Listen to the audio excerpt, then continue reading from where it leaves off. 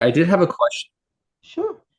Um, it we were testing out like trying to put up our PowerPoint and like take it down in between people talking. Hmm. It's either really awkward or just doesn't really work well. I also don't like I We don't. have one person doing it, like I told you. Yes, but One person was supposed to be responsible for that. yes, but even with one person doing it, it'd be like 15, 20 seconds of having to like unshare my screen, take down my stuff. So it was, yeah, it's just kind of a longer process. So we can do it. It just might be a little awkward Okay, but I'm not sure why it's so awkward. Like, why do you have to load it again? because we have to keep unsharing and sharing our screens back and forth. If you want to see like our whole face, I guess, um, instead of just the I want PowerPoint. you to come back. I don't want you sitting in that corner the whole time during your speech. So that's why I asked if one person would be responsible for the videos and select an alternate for when that one person goes. So it's not like you're, oh, because I'm speaking now, we're doing this. Okay, we will do our best on it. Okay, well, that's all we can ask is for you to do.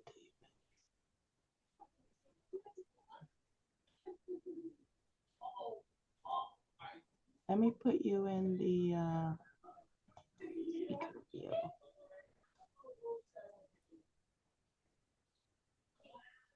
We are recording.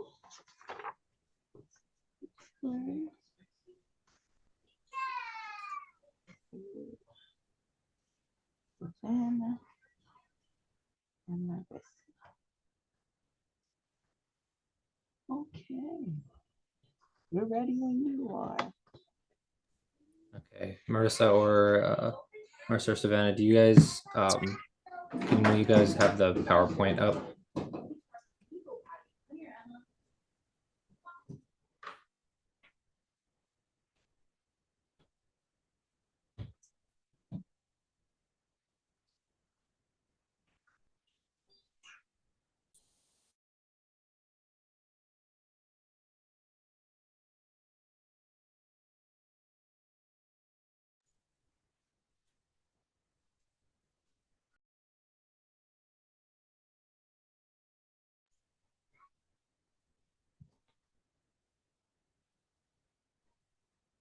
Hey Marissa, are you able to pull up the PowerPoint?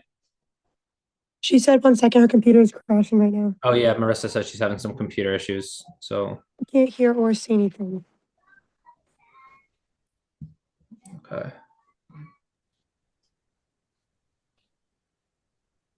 Yeah, I don't know what our group number is, but the vaping group, myself, Vitor, and Tim, we actually wanted to go earlier rather than later. So we could go first if Curtin, Marissa, Savannah, y'all don't mind.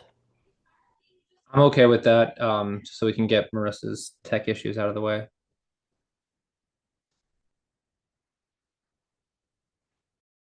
I don't care.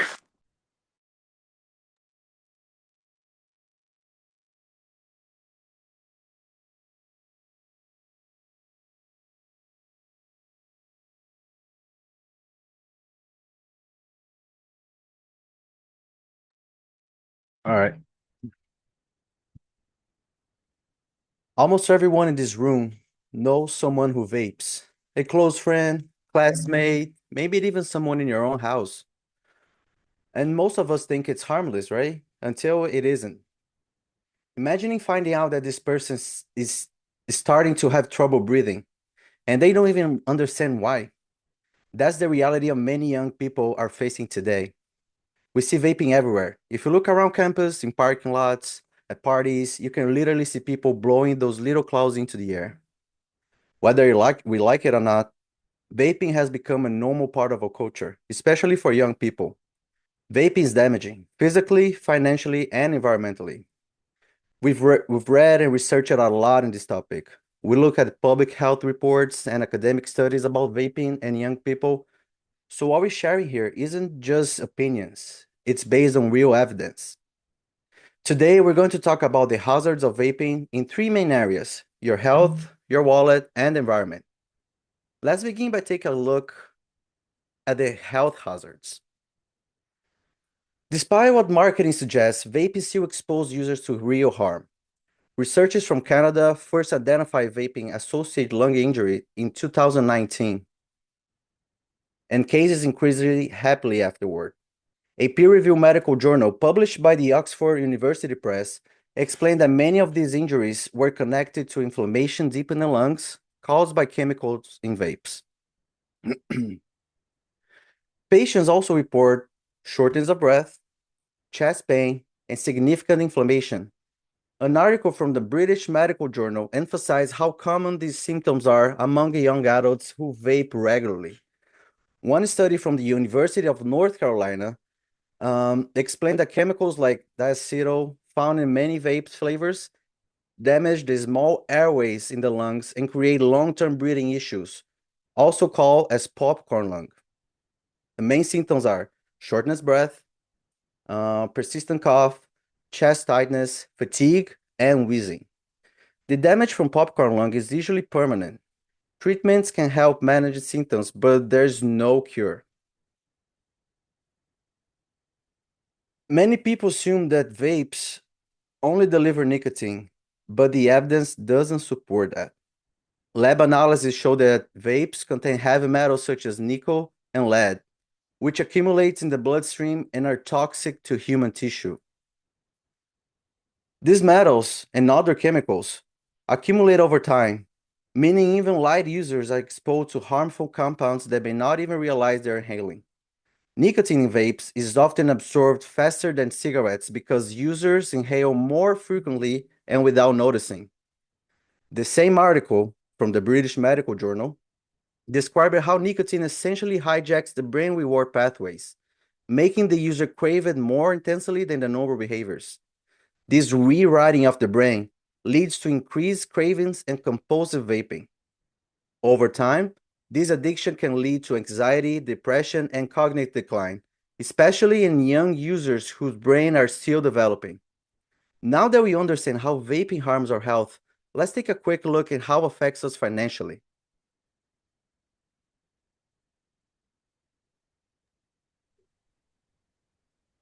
So financial expenses associated with nicotine use are harmful to the individual. Financial education principles remind us that not every purchase, that every purchase also comes with an opportunity cost. The money spent on vaping is not just the cost of nicotine, it's the loss of what the money could have become. Several public health reports note that vaping is far from cheap. The Journal of Public Health Policy reports that the average nicotine user spends roughly $2,000 a year on devices, pods, and refills. Considering that many Americans cannot afford an unexpected $1,000 expense, this constant financial drain undermines long-term financial security. Research on youth vaping also shows that young users underestimate how much they actually spend because purchases are small but frequent. According to the annual review of sociology, schooling increases the efficacy, problem-solving skills, and ability to process information, as well as the self-control that are needed to overcome obstacles to good health. And this includes nicotine addiction.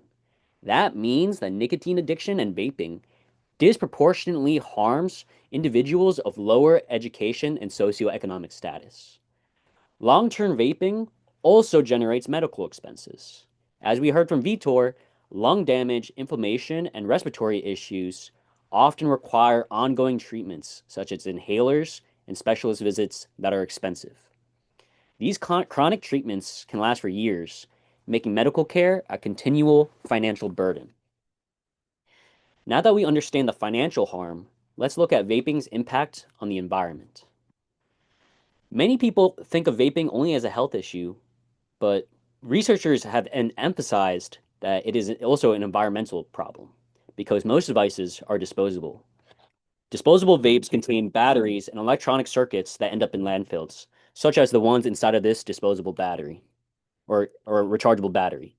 These devices leak heavy metals such as nickel, lead, and chromium into our soil and groundwater. And through the water cycle, these contaminants eventually affect our drinking water, crops, and ecosystems.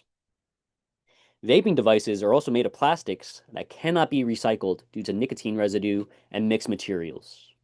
Recycling centers typically reject these as hazardous waste. The Royal Swedish Academy of Sciences notes that these new classes of plastics require heavily intensive manufacturing processes that are very damaging to the environment.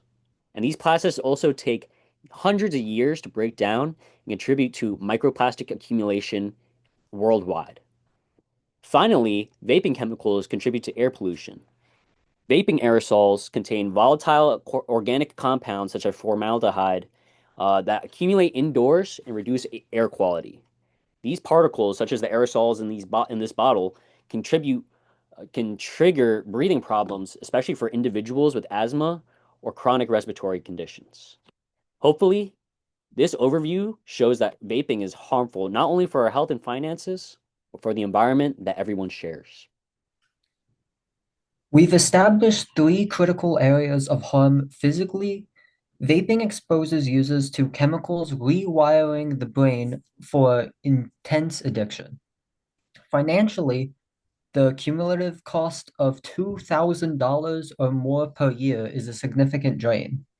Finally, environmentally, disposable vapes contribute millions of units of plastic and hazardous waste, leaking toxic heavy metals into our soil and water and reducing the air quality we all rely on. Vaping persists because of how it makes people feel.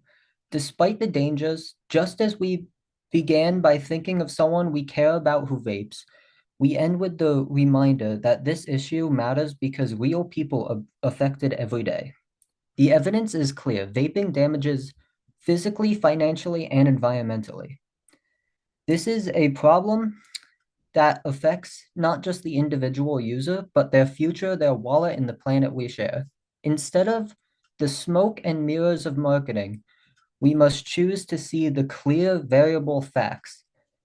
The decision to vape is a decision to put your body at risk, to put your finances in a constant state of drain, and to put non-recyclable toxic waste into the environment.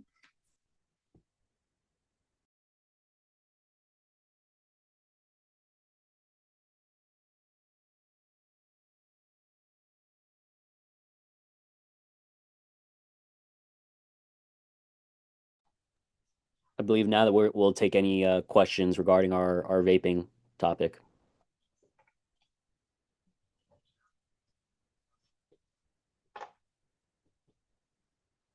I have a question. Yes. So, I mean, this is something very common between youngsters, like especially people who are in high school, universities, and also uh, people like who are in their like 40s or 50s even as well.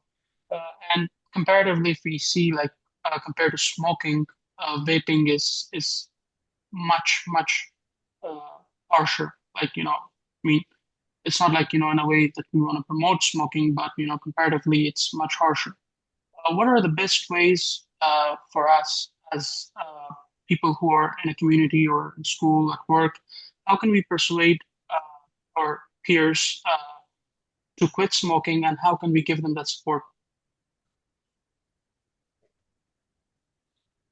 I think the first the first part would be informing them that despite what they believe, vape is still dangerous, even more than cigarette, which is something that people usually don't understand because of the smell, the taste, and the way it looks. People think, "Oh, I'm gonna quit vaping. I'm gonna quit smoking, so I'll start vaping to help." That's the opposite. People think that the actual reality is you'll be more addicted to the drug than if staying on cigarettes. So I think the first step is like informing them and telling them that like, listen, there's a lot of academic research and a lot of information around there that shows that vaping is still more dangerous than cigarette because it's more convenient, doesn't look that bad, tastes good, and but for your body, this is horrible. I think the first step is information.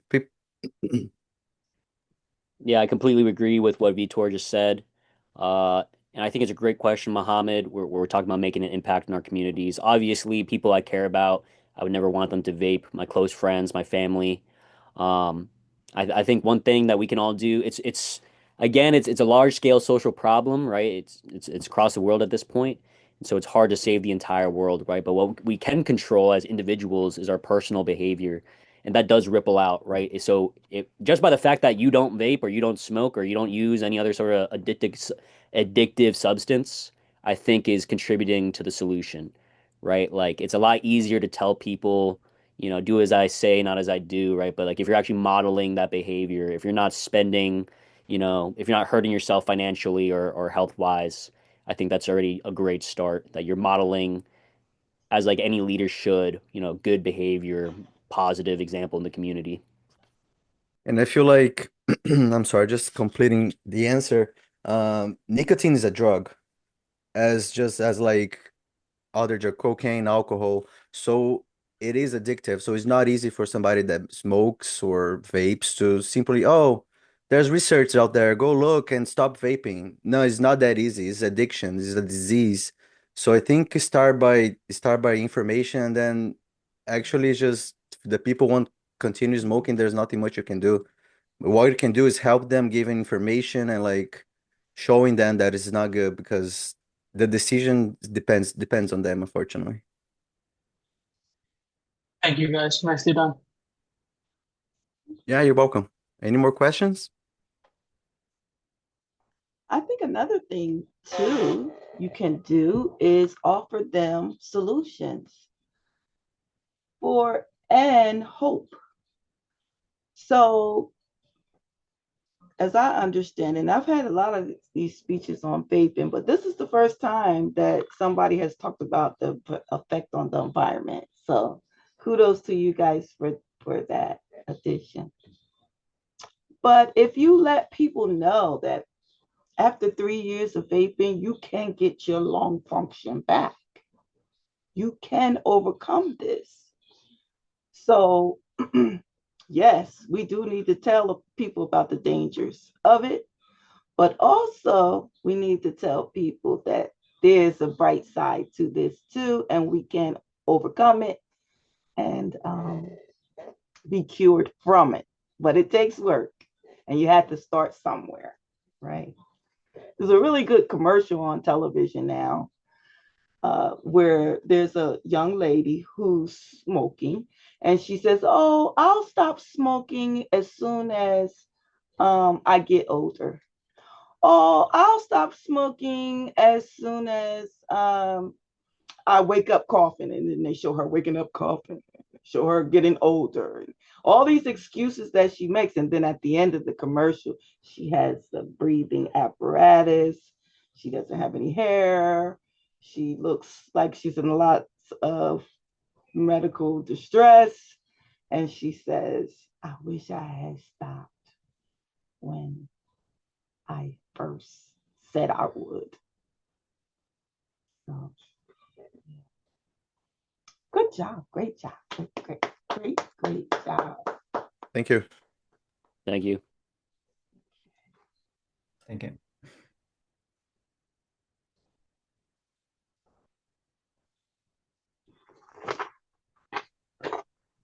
Okay, it looks like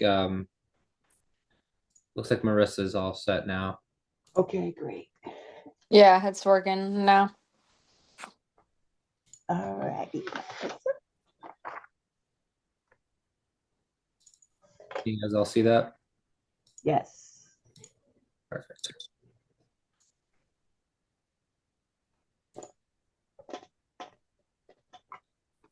Okay.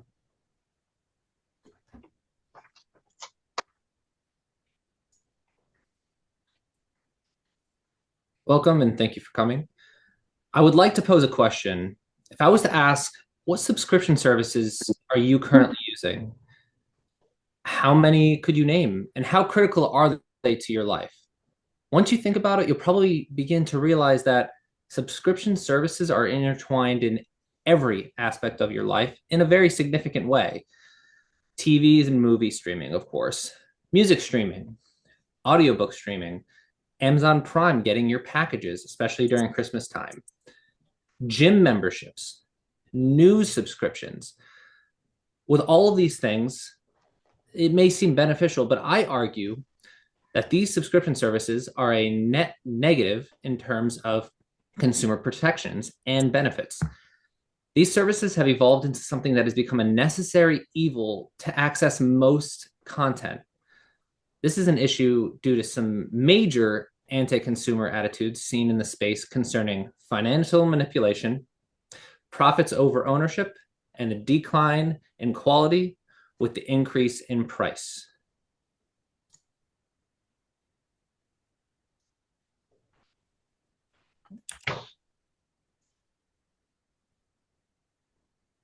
Let's start by exposing how companies keep us subscribed, even when we don't want to be.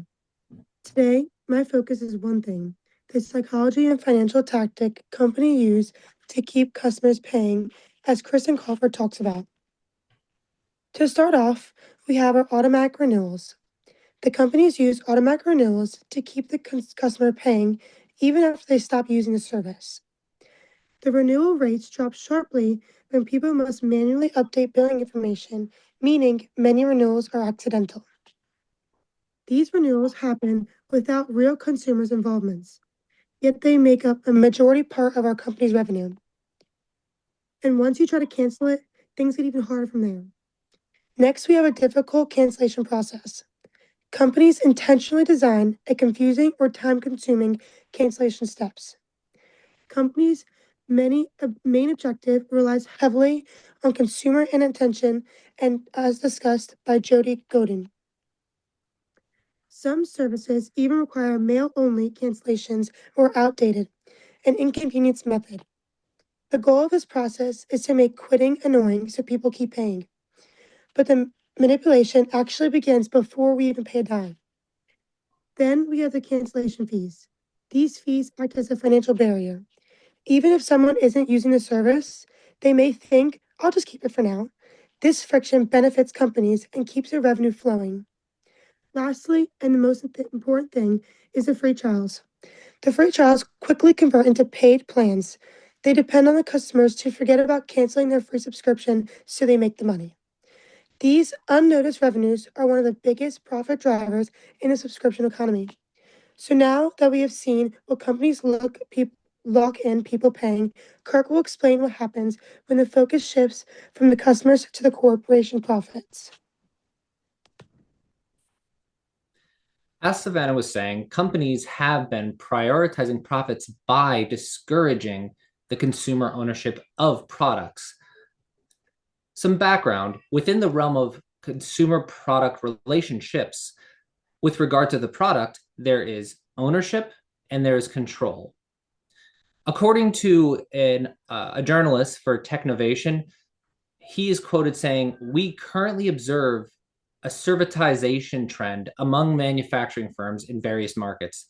These firms are increasingly offering functionality instead of selling products, particularly product service systems in which firms use own products to provide services are becoming increasingly relevant."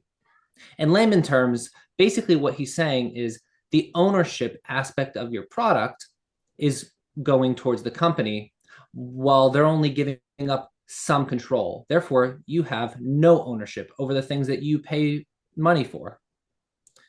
Along with this, monthly subscriptions are comparable to continuously paying rent for the product or service.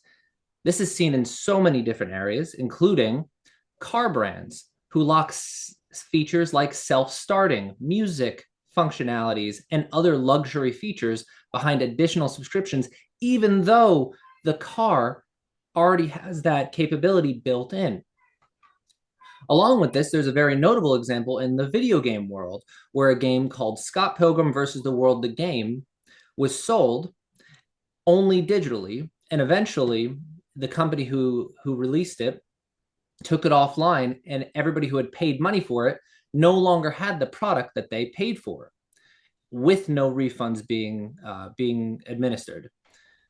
Finally, and the most recent of these examples would be movies. In 2020, the movie who won the Oscar for the best movie of the year, Coda, was bought by Apple, who locked it behind their subscription service, Apple Plus, and discontinued any physical sales to monopolize the film so that they can make money through their subscription services. Now, I'm going to hand it off to Marissa, who's going to be talking about how the quality of products has been decreasing while the prices have only been going up. When talking about lower quality for higher prices, instead of focusing on real innovation, a great number of entertainment firms seem to depend on and even addict customers. This intentional seeking of customers through the use of subscription models to get revenue is getting more common. According to a recent industry analysis, TV streaming services offer one or two desirable things without offering much more value. Due to content fragmentation in sports streaming, the viewers have no choice but to manage multiple subscriptions.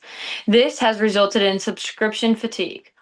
Since the popular sports events are shown on different platforms, besides being locked down, only one or two promotional shows are usually all that streaming services provide to their customers. And at the same time, they do not really make a wider value. For instance, Peacock keeps most of its subscribers with a strong focus on the show The Office. Additional paywalls and add-ons past the initial subscription, getting gaming subscription services, players often don't have access to the full game at the time of purchase because essential content is held back for future updates or extra pay-ons. Downloadable content and live service games often require players to pay even more for ongoing updates. For missing features, turning what should be a complete game into a continuous pricing strategy. In the context of gaming, critics argue that subscription-based models often provide content lock and diminishing value. Game passes encourage ongoing spending by locking full game access behind a recurring subscription instead of the traditional one-time ownership. In conclusion, overall, the central idea is that many modern subscription services across entertainment and gaming offer declining value at rising prices, prioritizing profit and consumer dependence over genuine quality or ownership. Subscription services are undeniably a significant part of our contemporary world. The risk we take by encouraging them can be financially and culturally detrimental, and the only way to bring balance to the ecosystem is for the consumer to respond to predatory practices with their wallet.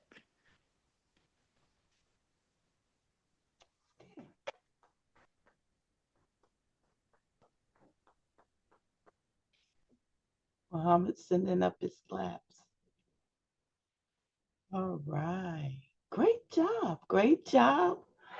With the one exception of the total PowerPoint. But I'm glad, Marissa, you saved your group at the end by clicking in so we could see your face. Because we couldn't see your face hardly at all. You were kind of far back. We couldn't see. All right. Any questions for this group or comments?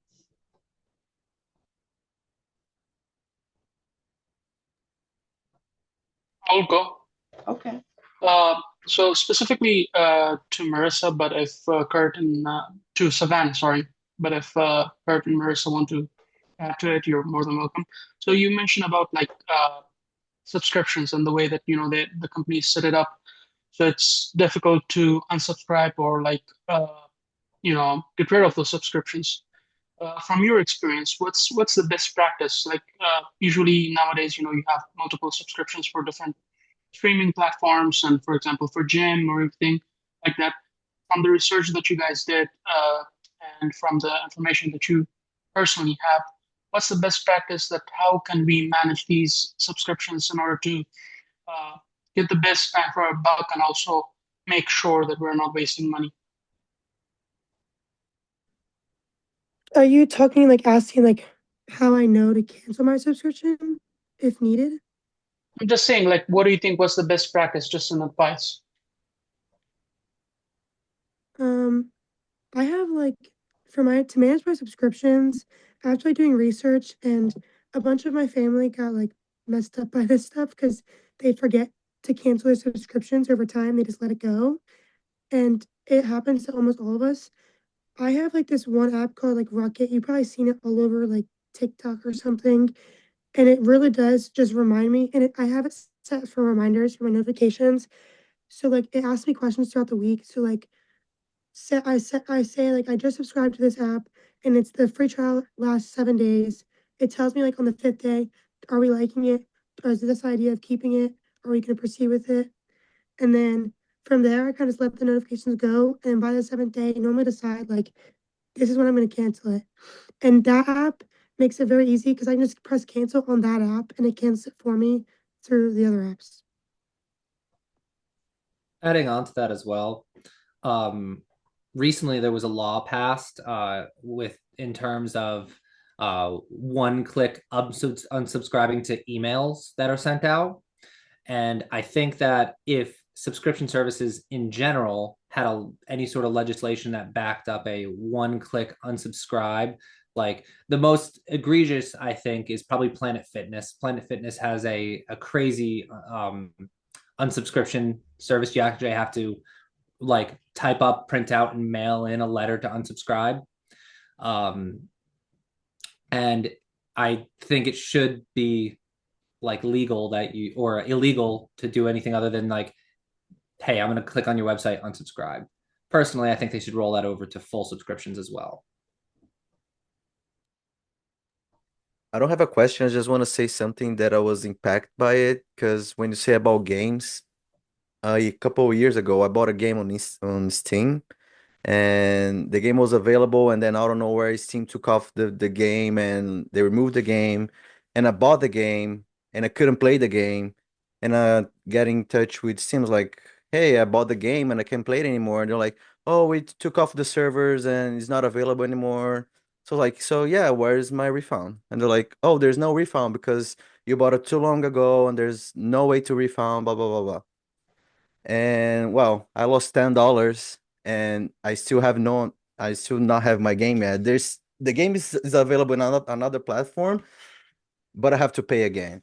So it's like I've been impacted to this thing, and now I don't know. I'm scared to buy games and like have don't have my games when I want to play it. And it's not even a subscription. Like I pay for the game. I bought it and I can play it anymore. Yeah, funny enough, there's actually there's an organization movement happening right now called Stop Killing Games, which is specifically towards that, where it's basically like companies taking games off and people losing their money, or when they do something called sunsetting a game, where the game just doesn't get updated anymore and loses accessibility. So yeah, you're completely right. Enough people have experienced the same exact thing as you that it is a big enough issue that there's been an organization made around that.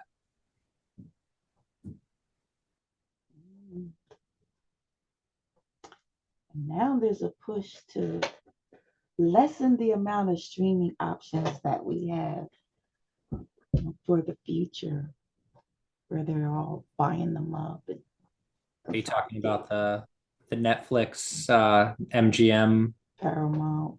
Yeah, that's also I think a net negative, but Yeah, very interesting, very interesting, and quite relative to this audience. So thank you very much. Was that it for the questions? Comments? Thank you. That was very well done, except for the total PowerPoint part. But other than that, it was very good. Thank you. Okay.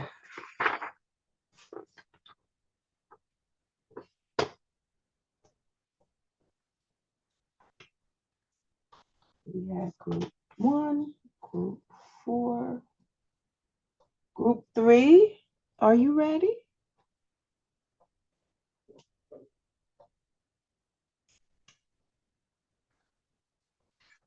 Are we group three? I think we're group three, Professor. Uh, I have on here group three is Joe, Rihanna, Tamasia, and Gino. And then Mohammed, your group two, you, Caden, and Alexandra, but I don't see Alexandra yet. Yeah, we haven't heard from her Oh, since weekends. all right. All right. Right, let's rock and roll. Okay. Let's do this here. Do a little screen share. All right. That is not what I want to do. All right. Y'all can see my screen there? No, we can't see it. Okay. There we go. Sweet. Awesome. All right. So, according to a 2024 report by the American Psychological Association, this report discussed regarding teen rates and the anxiety and depression that have risen, and they've actually doubled since the introduction of the first iPhone.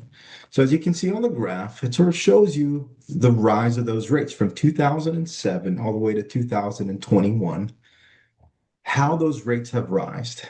The graph has really literally to no downgrade on any slope. It just continues going up, which is extremely alarming. Now, if we think about it, as iPhones came out and as the phone continued to develop, there's something that came out that's called social media. If I was to ask everyone, hypothetically, to raise your hands if you have social media, I think everybody in the audience would do this number here. We all have some type of social media that we're signed up for. Now, when it comes to this, the issue that affects us is that the iPhone, in actuality, is shaping the way that people think, our experience of emotions, and the way that we interact with each other. It's truly taking away and shaping society in itself. So, what our study has found is that excessive social media use has been linked to the rising levels of anxiety and depression. Now, as we can relate it over to this specific study, is that it's seen more on youth themselves. And that connection in specific, it really demands our attention. So, according to an EIN News report, it summarized it that the US Surgeon General, he gave a really, really dire warning on youth mental health, that the constant online engagement can heighten stress, isolation, and emotional vulnerability. Now, if we just pause for a moment and think about that, isolation, emotional vulnerability, and heightened stress, if we think about it as adults, we're like, oh my goodness, this is terrible. Now, imagine in the life of a young person that is going to school, that's developing. That's something that we should truly care about and bring into light, into focus, into continuous connectivity and conversation. And we'll dive a little bit deeper more on to be able to discover more about this. But this is why we truly care deeply about how we remain this conversation engaged in our everyday life and knowing that the well-being of young people is also being looked after. So today we're going to go ahead and first explain how excessive social media use contributes to increased anxiety. We're going to explore a little bit into the links of depression, and we're finally going to discuss what can be done to address these challenges specifically. So what we're going to do, we're going to go ahead and begin by examining how excessive social media use is contributing to the rise in anxiety.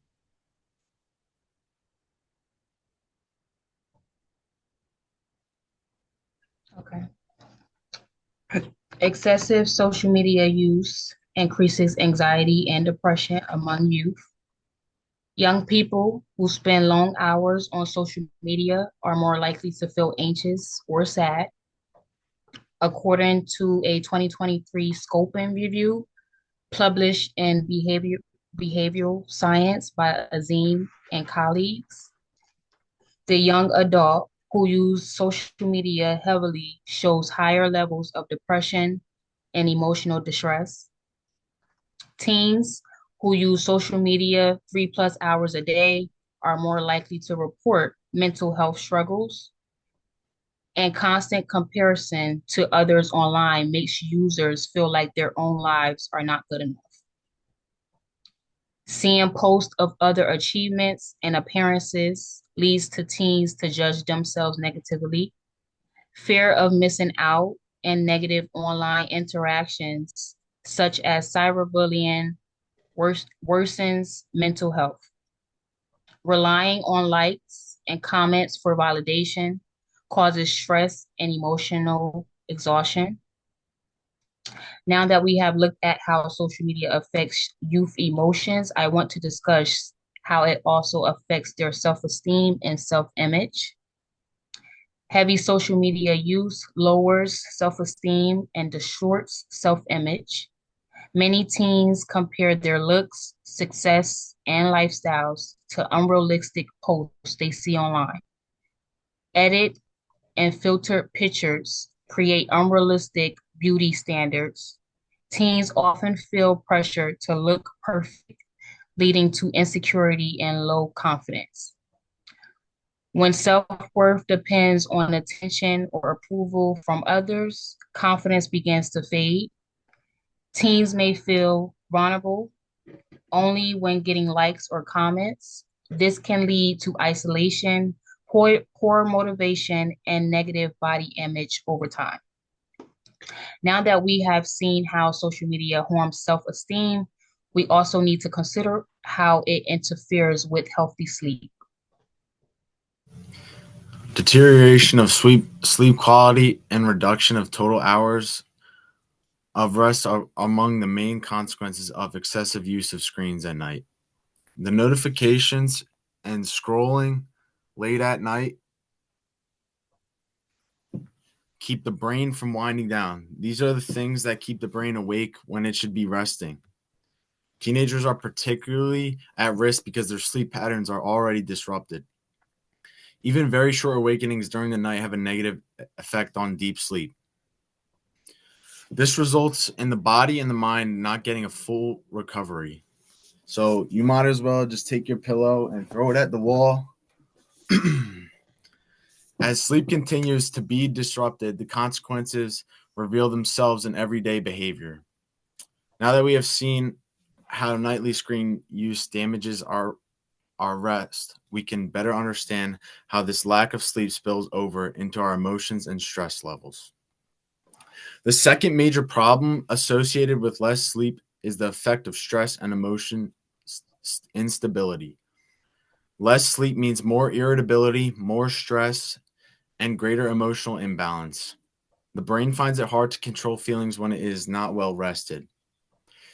Even small frustrations seem to be overwhelming more than usual. The stress hormones do not go down, which makes it difficult to concentrate or to be calm. This cycle gets worse and worse as one loses more sleep. Nevertheless, the psychological impacts of the screens on people is also very significant. Understanding this emotional toll helps us move into the third major issue, how screen light directly interferes with the body's natural sleep rhythm. The blue light from the screen lowers melatonin production, the hormone that is responsible for falling asleep. When melatonin is less, it's difficult to get in a state of sleep. This is the start of the cycle of sleep getting delayed. Disruption of the sleep cycle happens here, and that hinders the body from experiencing restorative sleep stages. Hence, one can even experience a full night of sleep, yet still feels tired. After a while, the consequences are much deeper than just feeling tired. It is evident that the problem is not only of the excessive screen time, rather it is the need of right balance, setting of limits, and purposeful use of the main issue, since sleep, self-esteem, and emotional health are all affected.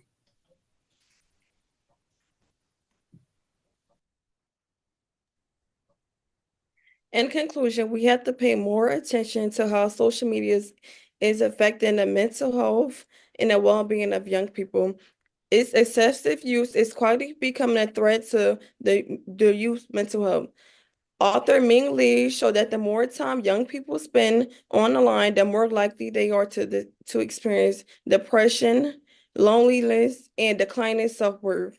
These are not distant issues. They impact our friends, our siblings, our classmates, and our own lives. This is why we have to confront. We cannot afford to ignore these issues any longer. As society, we must face these risks based on. We need to encourage healthier digital habits. And this is not about eliminating social media, it's about teaching balance, responsibility, and awareness. If we choose to act now, we choose to guide and educate the younger people. We can use this tool to become the I'm sorry, the I'm so sorry.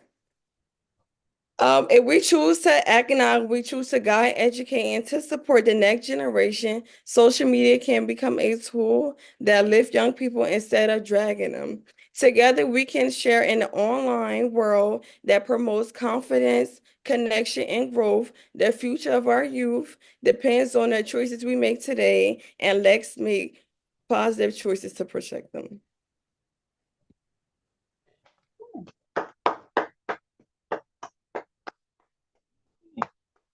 Very relatable, for sure.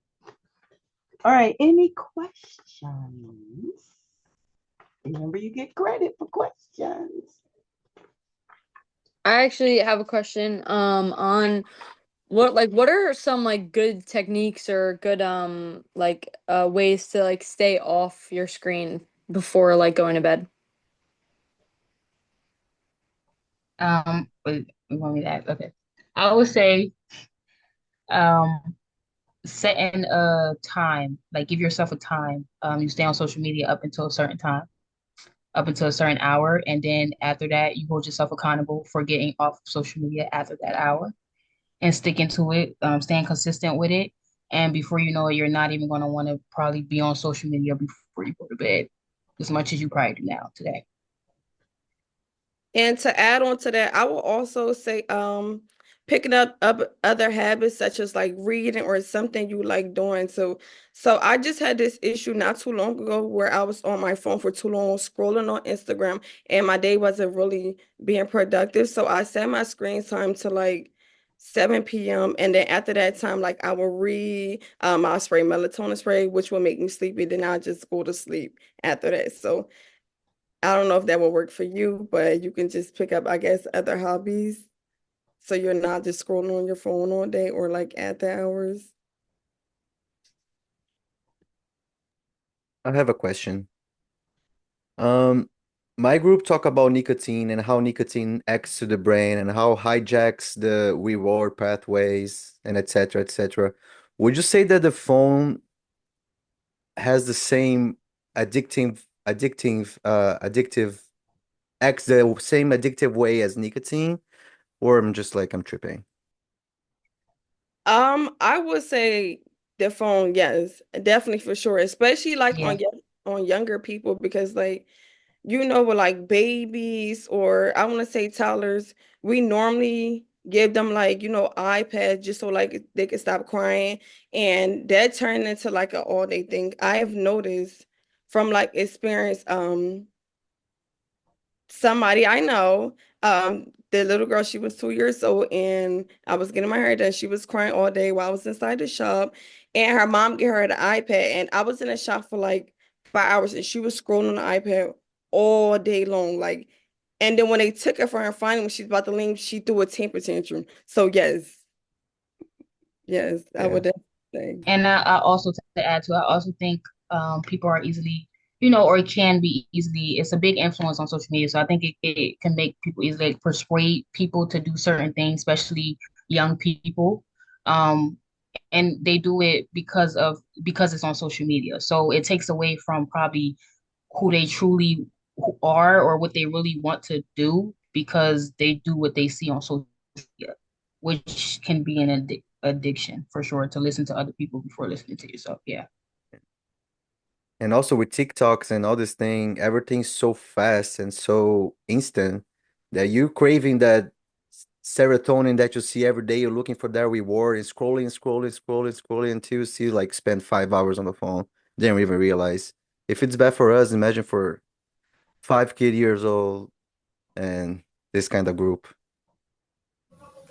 Yeah, also to add, there's a reason why Instagram, YouTube, and TikTok, they're all set up in the same format where for YouTube, you have YouTube Shorts. For TikTok, it's just normal, like the regular scrolling. And then for Instagram, you have the Reels.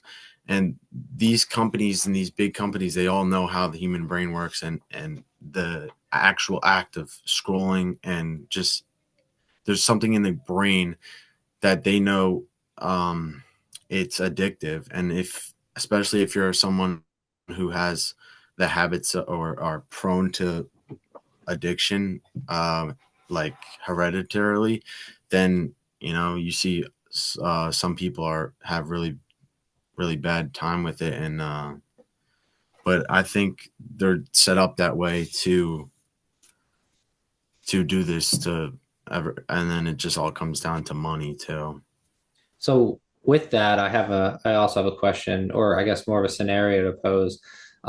We talked about vaping, and vaping and cigarettes, it's pretty well known, have warnings on them saying that this can be addictive or this can cause lung cancer.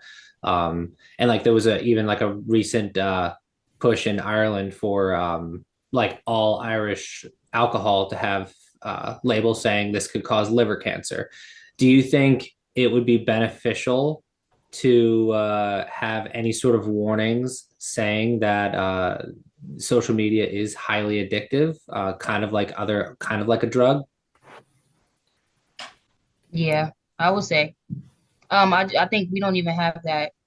We don't have a lot of people telling people to get off social media and do other things or go here, go there. Like you don't see that a lot today. A lot of people like Tamisha said, they just throw their kids the iPad or just take social or just go on TikTok, look at something or even YouTube. YouTube is still a part of that group. So I think having more voices to say, get out, I mean, maybe do a hobby or a sport more than, just take this and just watch this. So I think, yeah, I think it will push more people to do hobbies instead of just sitting on social media for sure. So you think we should have like government intervention? Yeah, because I think it's that bad. Hmm. Yeah. I Okay. think kind of just like piggybacking off of that, it reminds me of like back in like the 70s and 80s when like the Marlboro Man was a thing for like, cigarettes before all these like Surgeon General writings onto cigarette boxes. It kind of makes me think about that when it comes to like social media. Like people haven't really yet seen the full impacts because it hasn't been brought to light on the level of trauma that it's causing. And it unfortunately kids are growing up in a influencer world to where they're trying to model their lives after somebody else that isn't their own identity. So this hasn't truly been brought to light yet. And I think that whenever this does, which hopefully it does at some point, whenever that comes to light, people will start to see kind of the effects that this is bringing. And to Kurt, to your comment, this, I think that then the government will hopefully, at least somebody will try to get involved, some kind of advocacy group or something like that, to be able to say, like, hey, red flags, we've got too many kids losing their identities out here. And honestly, it's like their originality is just going out the door before it even starts. So. Yes. And I the careers, they're looking at career. Oh, I want to be an influencer. If I may just add to that, to what Kurt was saying. So, like Kurt and Joel, both of them said, like, some kind of a governmental intervention or like, government like regulating that. So I think we have to be a little bit careful with that because that's a slippery slope. Uh, all of a sudden they get in there and say like, oh, we want to put some regulations because, we're afraid of like, it's harming the young generation or something like that. And all of a sudden you end up with a situation that you don't have the availability to communicate and express your thoughts freely the way that you used to do. So I think I think that's a good idea, But also, I think it's important that, we have to be wary of, like, they don't always do the way that, people expects and, people wants. Yeah, I mean, we're actually about to see that in Australia because they're blocking social media for I think kids under is it 13 or 16, something like that. Like they're making it illegal for kids to do that. So we might see what's going on. And I think Rihanna said it best when she said balance. There needs to be a balance. And that's it's difficult. I mean, if you're calling it an addiction, it's pretty hard to balance an addiction. So yeah, definitely food for thought. Definitely. I see a lot of people waste a lot of time with social media. During COVID was when I got off social media. It took me a long time to get on. So I got on maybe like 2016, something like that. And during COVID, when there wasn't a lot to do, I started seeing it being too much frequent in my life. And once a lot of this, particularly the George Floyd situation occurred, and I found myself arguing with people that I didn't even know. And it was disturbing.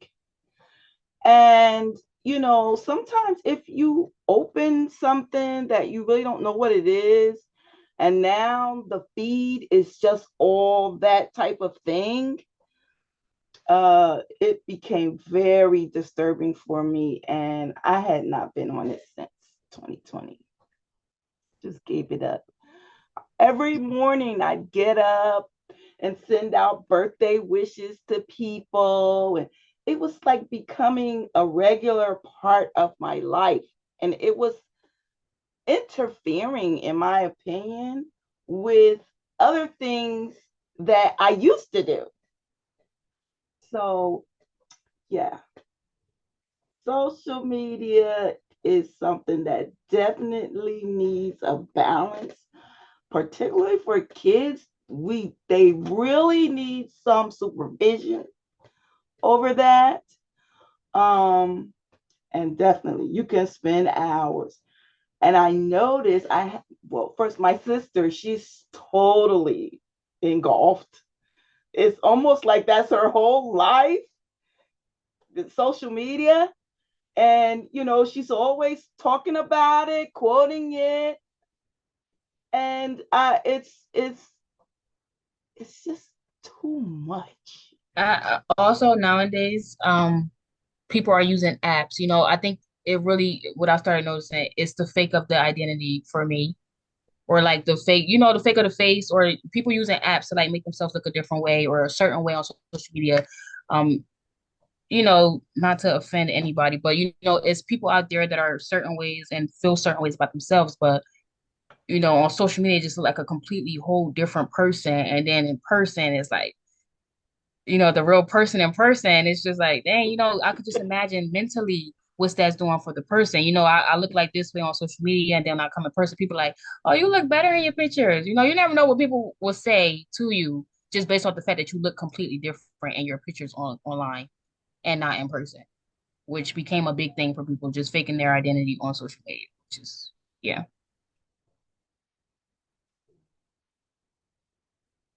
Yeah.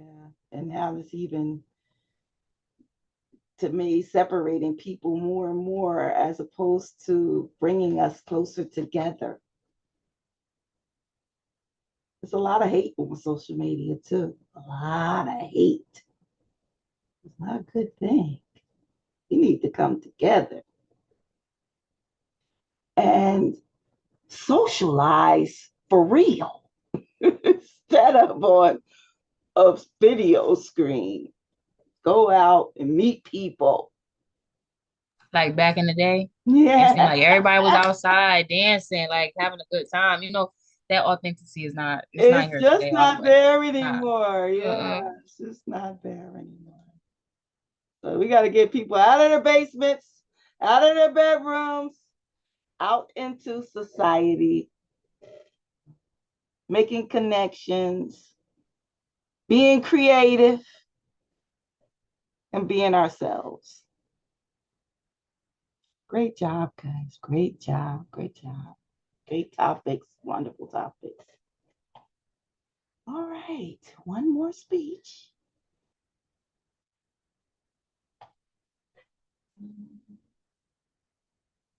Kate and then Mohammed.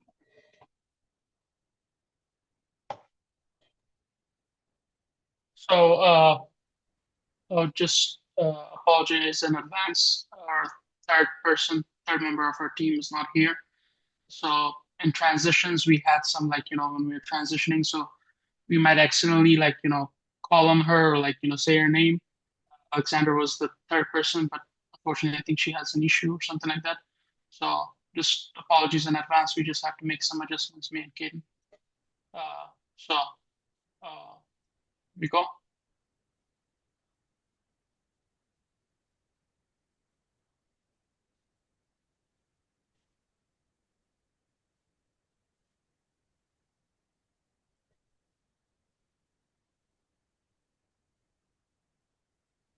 Every single minute, people around the world buy over 1 million disposable plastic bottles. According to National Geographic, the majority of these bottles never get recycled. They end up in landfills or our oceans, where they remain for centuries. As students who see overflowing trash bins on campus and plastic litter around community, Alexandria, Caden, and I witnessed firsthand how disposable bottles drive daily waste. We have researched this issue using credible resources like National Geographic, the EPA, and their environmental experts, giving us a clear and trustworthy understanding of the seriousness of this problem. Plastic bottles seem harmless. They are convenient, but when we look closely, the truth becomes impossible to ignore. Caden and I will persuade you that the plastic water bottles should be banned and replaced with sustainable alternatives. Now that you understand why this issue matters, let me explain how specifically plastic bottles create real measurable harm to our environment and our health.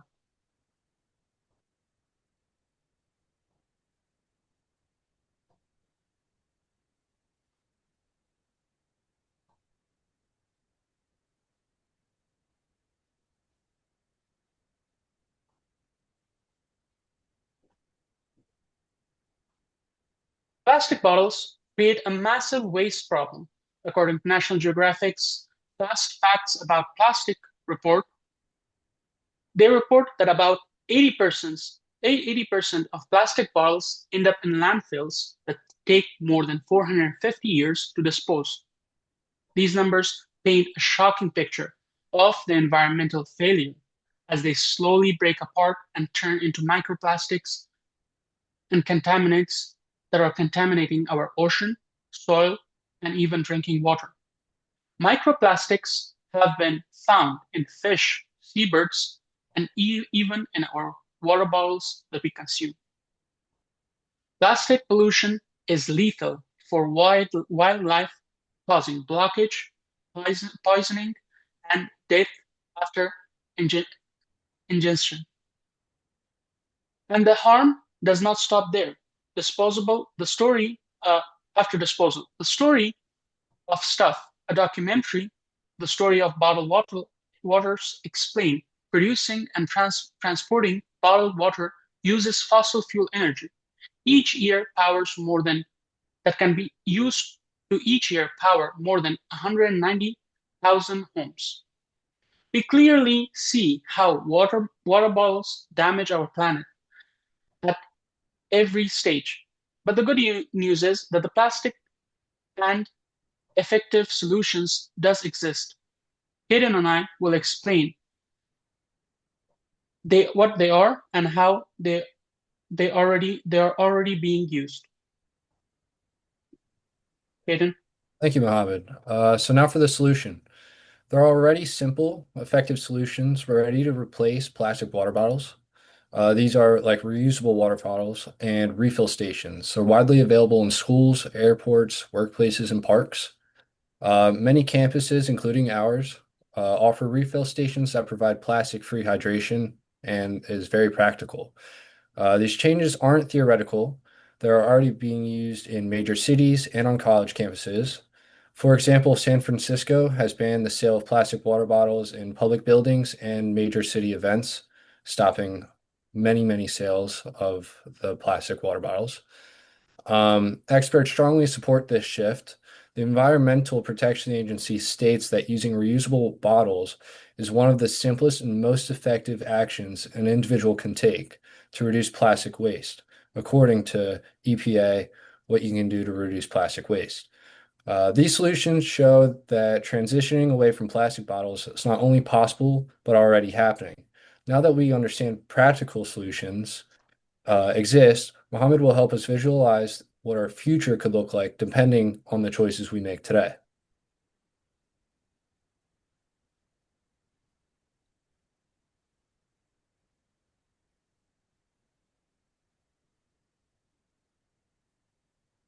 Imagine a future where plastic bottles are banned, cleaner oceans, thriving wildlife, and communities with far less pollution.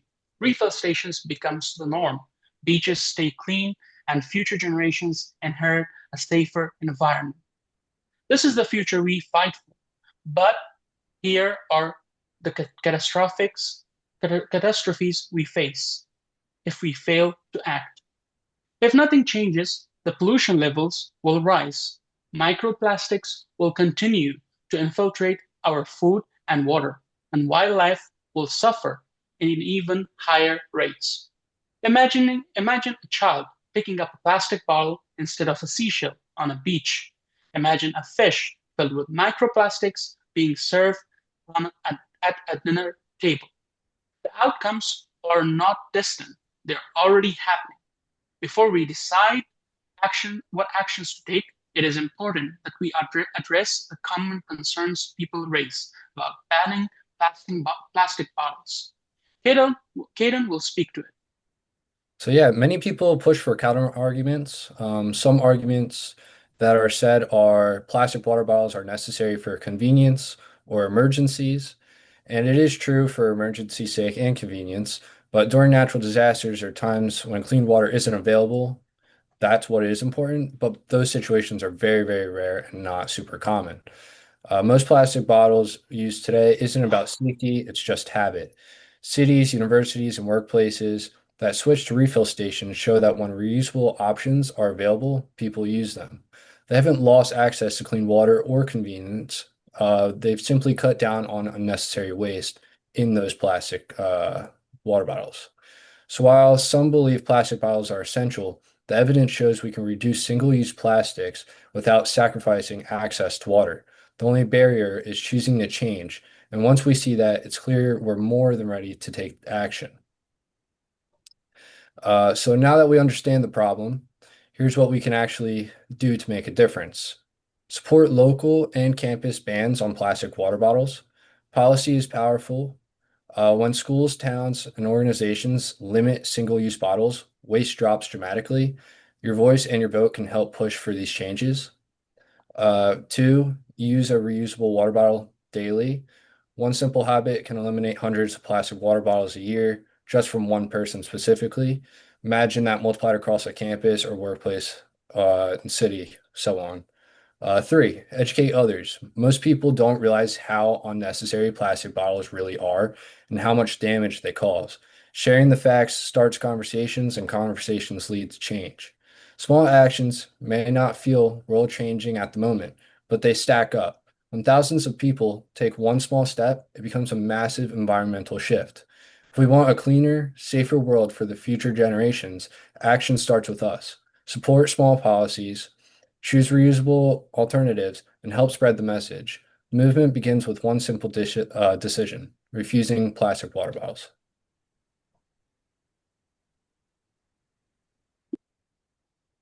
Okay.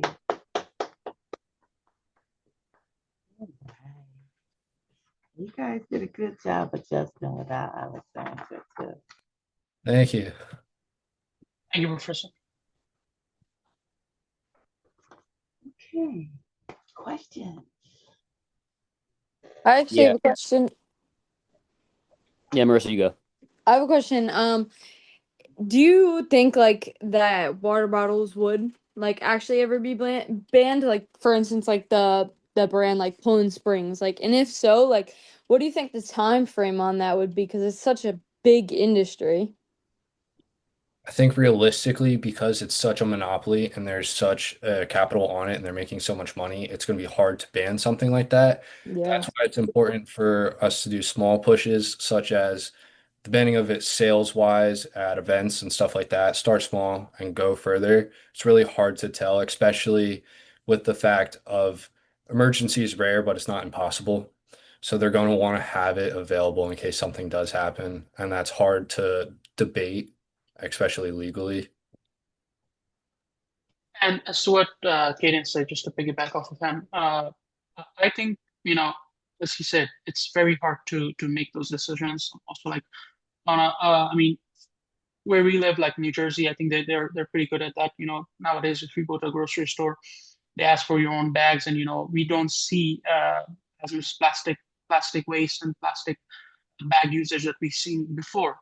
And we're pretty good at that. But I think there's something that, as individuals, we have to take the responsibility as well. I mean, using a reusable bottle ourselves and our family, most of us, we go to the grocery store and we buy like 3 or 4 big, packs of water just to consume, maybe like on a weekly basis. It is important that we can use alternatives like, refill, the stations that you can take your own bottles, the big bottles, and you can fill them with water and bring them back home. And we can like small changes like that. If we wait for bigger changes like policy changes and stuff like that, I think it's a bit hard. But I think the change starts from us as individuals.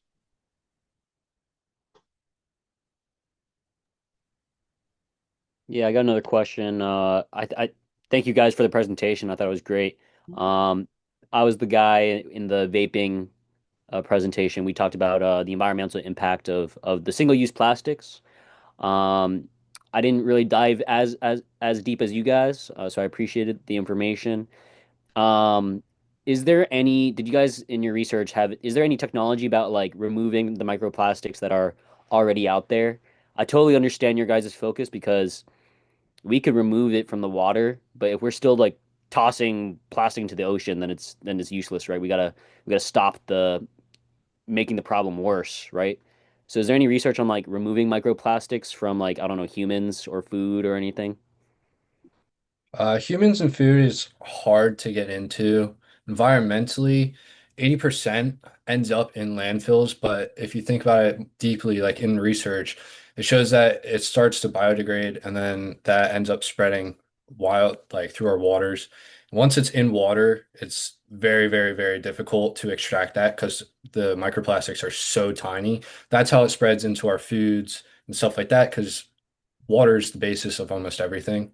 So they're seeing throughout the years it's progressing, the microplastics in our bodies that's causing cancers. But they've been doing efforts to remove physical plastics from the environment, but when it gets to such a like molecular tiny microplastic, that's kind of not something they've been able to do just yet. But yeah. Yeah, as Kaden said, from my personal experience, the research that I did, there are ways to do that, like for example, filtration and everything like that. But you know, it should be on such a large scale that is very, very hard to comprehend. I mean, we're talking about like hundreds of gallons, liters of water that is contaminated now. But the good thing, like from what I've like read and what I've heard about our planet, the best thing is like if we understand like when to stop and we take the action and stop doing it. The good thing about our environment and our planet is that it would regenerate, it would heal itself in ways that it's very hard to explain and understand, because like just a few decades ago, they were very concerned about the ozone layer, and now we heard that due to the steps that we took in environmental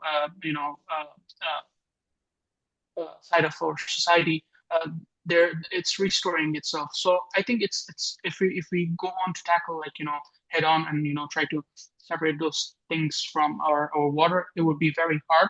But the best thing that we can do is to again start small and then start to build up on that one. Thank you. I appreciate it, guys. And thank you, Mohammed, for that, providing hope. I just want to add something because I don't know if many of you know, but I'm a graduated environmental engineer. And one of the things that we talk about during the first semesters of college is we as individuals, we can't ban plastic. It's almost a lost cause. There's a lot of money involved. People won't stop using.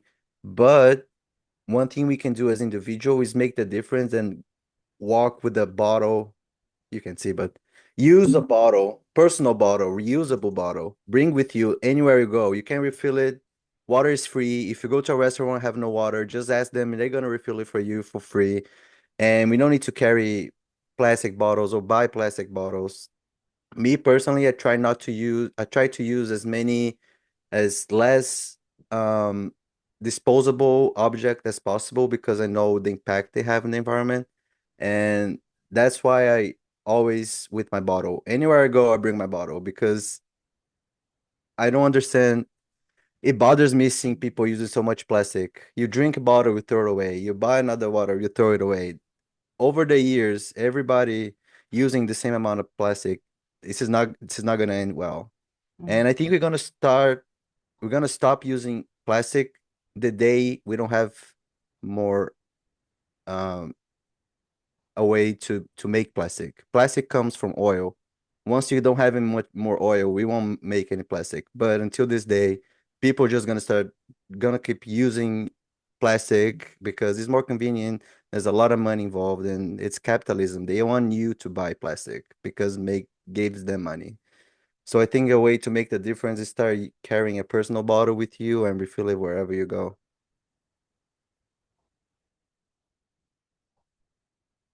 Good advice, Vitor. Okay, great job. Great job. Great topics. All so relatable. Um, and you all really impressed me tonight. You really did. You put a big smile on my face. You're all dressed up, taking this very seriously, and I really appreciate it. I really do. Because it was a little time there when I was feeling like I'm just talking to myself. But you've shown me that you understand the basics. You've done it very well. You've done a great job. Great job. Proud of you. Very proud of this class. Did a great job. All right. So we've come to an end. Now, last day of class. You still have a few assignments, but they're not assignments that take too much effort. It's really basically what you think about this class, what you've learned. And of course, you have to evaluate your classmates for this speech, but I don't think you'll have any problem with that because every topic was very interesting, extremely relatable, and you all made it pretty easy to listen to as an audience member. So good, great job with that. I'm gonna miss you now. Seeing your faces, but I'd like to just say that it has been a pleasure being your instructor this semester. I've gotten to know you all even earlier today. A couple of students got on. I didn't have the camera on, but I can hear your voices. I knew who you were, but just based on your voices. And then when I finally did turn on the camera, I was, oh, pleasantly surprised. You all are ready for me today. So that was enjoyable. I think you all know that a speech is more than a story, right? It's definitely not an English paper. It has rules. It's strategically developed and practiced, rehearsed for sending messages that you intend to send.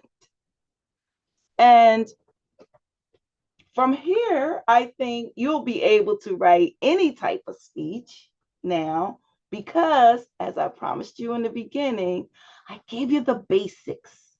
I gave you the skeleton. And now you all are definitely equipped to put all that flesh in and build a message that is easy to listen to, relatable, informative, persuasive, or entertaining. And your audience is going to be very thankful to you for taking the time to do it. Especially, we didn't touch too much on the special occasion speeches because it's just not enough time. But all of you will be delivering one of those special occasion speeches at some point in your life because we live for these special occasions. And it's the time that you take to put those words together to say to someone that makes the whole event special. That's what makes it special, that you actually took the time to develop the idea and say some really nice things about someone who you really care about. All right. So, are there any questions at all? You all have any questions or comments that you'd like to make about the class? No questions, but I do want to say thank you, Professor. Thank you for your time as well. And thank you for the lessons that I have learned in your class as well. It's been my pleasure. Yeah, I agree. Thank you. Mhm. Thank you, Professor. You're Great welcome. as well. Thank you for your wisdom and everything that you've handed down to us. Good. I'm glad. I could help. So I'm always here. You all know where you can reach me. If you need a little help in a speech you might be doing. But I want to wish everyone a very happy holiday season. Be safe, enjoy, and get out off those phones. Enjoy people. We're free. You're free. You're free. Thank you, Professor. Thank Happy you. holidays. Have a good Thank you, night. Professor. Yeah. Happy holidays. Happy holidays. Thank you. Passengers. Good night. Night. Thank you for a great semester. Merry Christmas. Sure, thank you. God bless. You too. Thank you.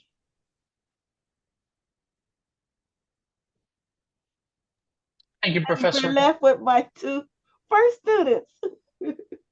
Yeah, I just want to. I hope Misha, I'm not coming over. Just I just want to let you know. Uh, First of all, thank you very much for all that you did and your help and during the semester in class. Personally, for me, you did a lot and helped me out a lot. Uh, just want to let you know that Alexandra, I'm not sure, she had an issue or something like that. That's what she told us on the weekend. But she